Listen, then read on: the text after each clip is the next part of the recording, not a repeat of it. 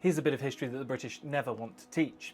In 1770, famine spread through Bengal and it killed millions, all whilst the East India Company was reaping the biggest dividends ever. Bengal should never have starved. It is one of the most fertile regions on the planet, with rice fields that fed empires and rivers so rich they were called liquid gold. But by 1770, Bengal was no longer governed for its own people, it was governed for profit. After the East India Company seized revenue rights, they did something extraordinary. They ignored the monsoon, and they ignored harvest cycles and local knowledge that had been built on for centuries. They set tax demands on paper and expected villages to meet them.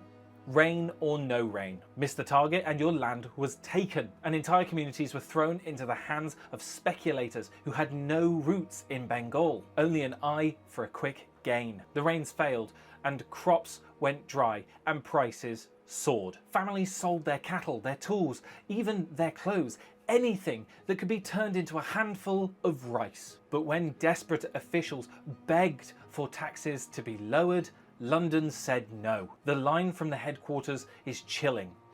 Revenue must not fall. And Bengal descended into starvation.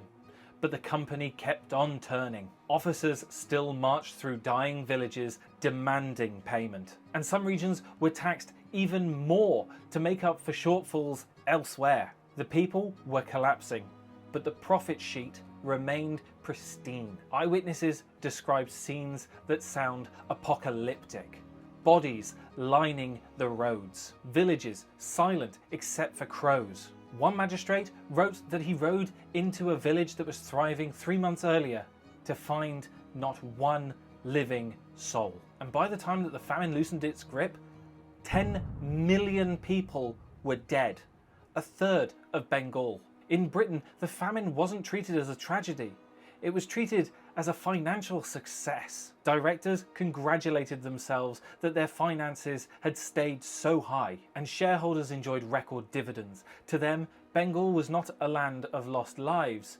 It was a profitable machine that had stayed in the black. The aftermath was catastrophic. With so many people dead, land lay dormant for years. Bengal's agricultural backbone had snapped. And now people faced dispossession and a company machine that had become even stronger. The famine had done what armies could not. It had broken the people's resistance.